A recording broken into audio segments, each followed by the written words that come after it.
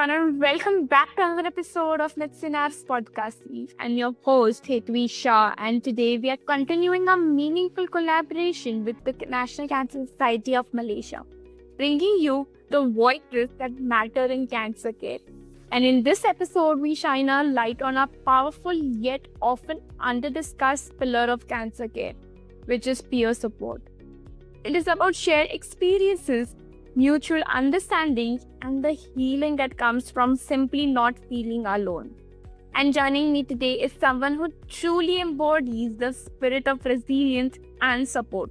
Miss Adeline Joseph, a cancer survivor of 30 years. She now leads as the head and the source of Wellness Center at NCSM, where she organizes empowering activities and programs for survivors and the caregivers. As the peer support coordinator for 5 support groups under NCSM, she brings both lived experience and compassionate leadership to the table. So, Ms. Adeline, it is an absolute honor to have you with us today, and welcome to the show. Thank you. To begin with, could you help us understand what peer support means in the context of cancer care, and why is it particularly important in a country like Malaysia? Okay, peer support, with any other situation, in context with cancer care, peer support is when a cancer survivor who's gone through a cancer journey, so he or she having an experienced cancer is now called upon to offer or to share his or her experience with somebody who's newly diagnosed, somebody who's just embarking on a cancer journey. And with relation to cancer care and peer support in Malaysia, it is pertinent, and the Cancer Society looks to have a wider scope under peer support. Is because in Malaysia, cancer is still very strongly associated with more negativity than positive. Okay, so we want to change that spectrum. And so that's why Cancer Society pushes for peer support programs and to give and to create the awareness, not only among the cancer community, but the public at large, to look at cancer in a more positive outlook. Yeah, I think that's so important, and an important layer of care also that is usually missed by many. So moving on to the next question, how does the National Cancer Society of Malaysia integrate peer support into its patient care and community outreach programs? And with the Cancer Society, we run support groups. Okay, that was one of our first approach to giving support to those affected with cancer.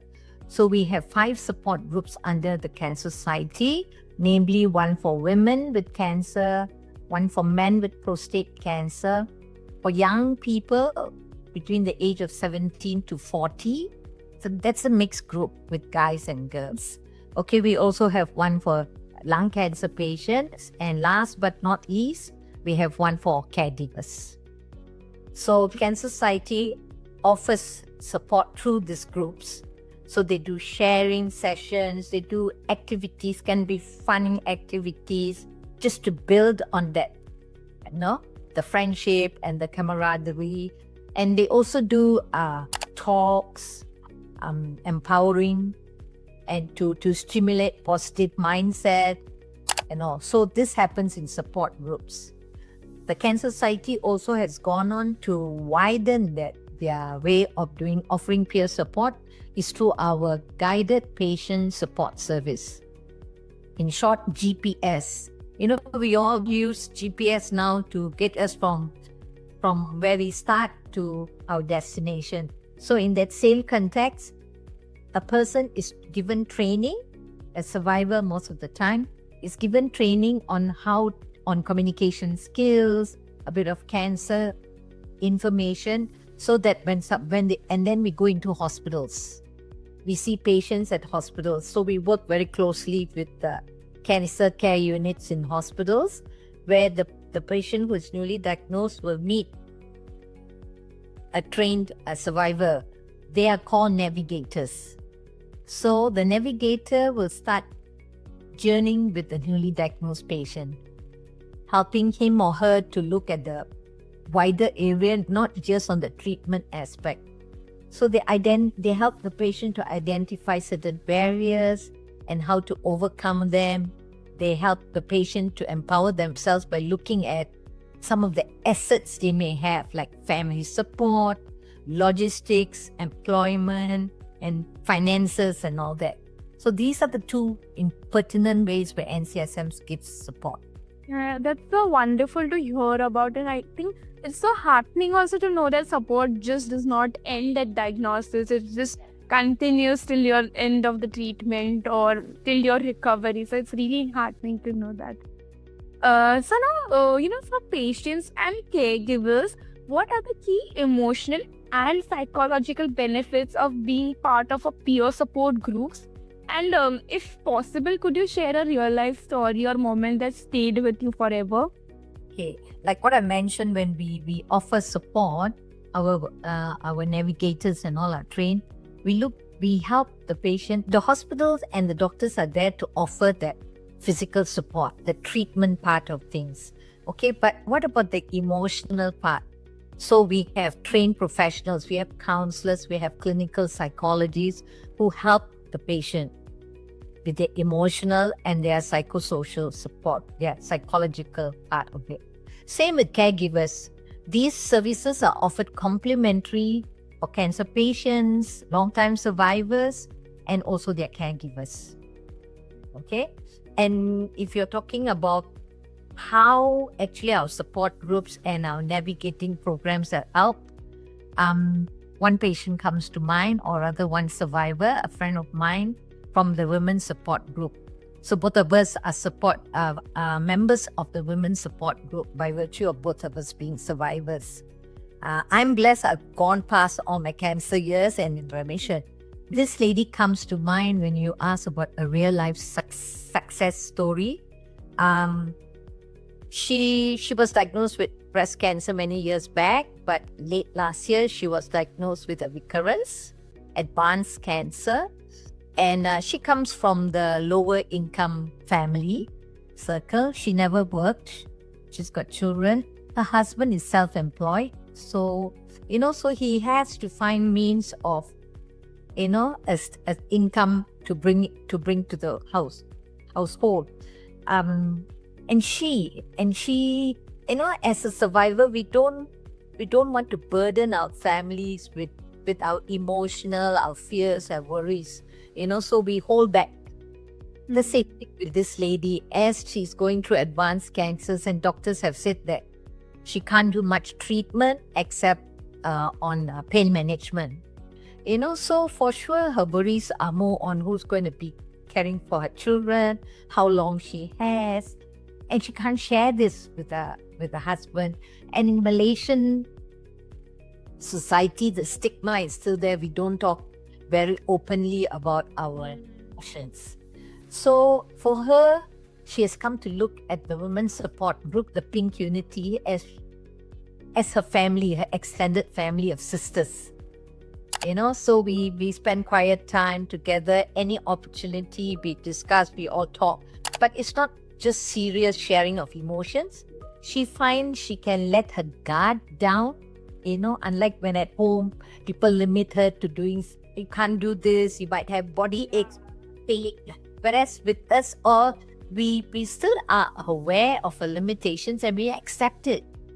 We know her abilities and she's always willing to help. She's also been trained to offer navigation support at hospitals, and she's still doing that. She wants to also give back at the same time. She takes charge of her life.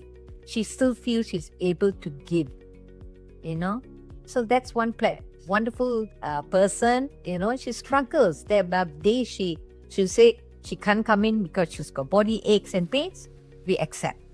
But some days when she's doing well, she's back on her feet, coming into the Cancer Society to see how she can help us and support. Yep. That's so beautiful, and I think these inspiring stories actually inspire a lot of survivors as well. So it's really inspiring to know, and the impact it actually creates is also real. Yeah, very true. So now, Ms. Adeline, from a healthcare provider's perspective, how can clinicians collaborate with peer support systems to improve patient outcomes?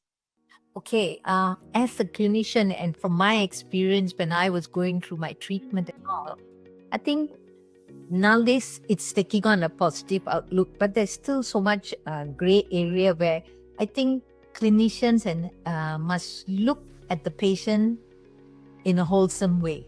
Not just look to see the treatment part.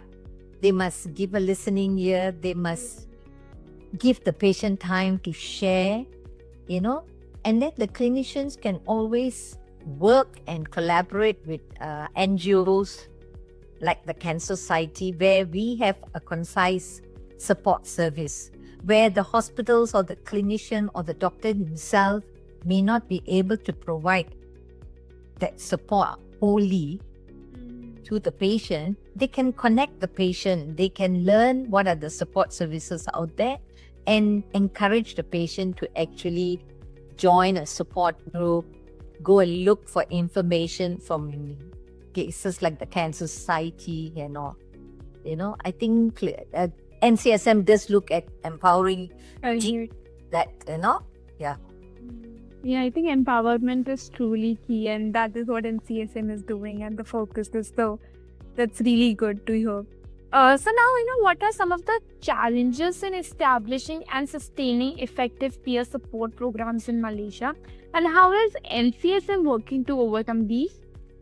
Okay, because everything is not perfect, right? Absolutely.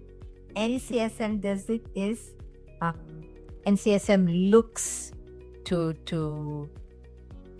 other organizations or other healthcare providers, and we look for opportunities where we can work together. So we work like a jigsaw puzzle. Everybody plays a role, so there is a puzzle that NCSM will fit into a bigger picture on the support landscape. Yes. Yeah. Yes, and I think it's so encouraging to see these proactive steps they've been taken by NCSM. So now, finally, for someone newly diagnosed or a caregiver searching for support, how can they access peer support services through NCSM or similar networks? At NCSM, we have our toll-free helpline number. Okay, that's where everybody is encouraged to call, and with a helpline, it's accessible throughout the country. Okay, so for one, our network in the hopes of reaching out to people in rural areas in faraway states other than the Klang Valley, we are able to have that connection. So our cancer information services, that's where my colleagues help to man the helpline. Calls come in, emails come in, queries of all sorts, whether it's a patient looking for emotional support or a caregiver looking to how to support their loved ones. Let's say like a caregiver, first time, nobody is ever prepared with a cancer diagnosis. So nobody is ever prepared to see how to support someone. So let's say the caregiver, the first thought would be, what food can I prepare? What can the patient eat? What can my husband who's going through cancer treatment not eat? They hear so much of myths and taboos not to eat. So the caregiver can always pick up the phone and call our toll-free line. Through our helpline, the patient or the caller is connected to our psychosocial support team, which consists of dietitians, counselors, clinical psychologists, and we also have play therapists and child psychologists for children affected with cancer. So through these professionals, we aspire to give that right type of support depending on what the patient's needs are at that time. Yeah, I think that's so empowering as well. So it's really interesting and beautiful to hear about it. So, Ms. Adeline, as we wrap up today's session, thank you once again for sharing your passion, your stories, and the incredible work being done by NCSM. And today's conversation actually reminds us that beyond the medicines and machines is the people, empathy, and community that truly heals. So thank you so much for sharing that. Most welcome, Advi. And to our listeners, if you or someone you love is navigating cancer, remember you are not alone. There is strength in shared experiences and there is a network ready to support you. So until next time, this is Hetvi Shah signing off from MedSynapse podcast, and stay connected and stay inspired.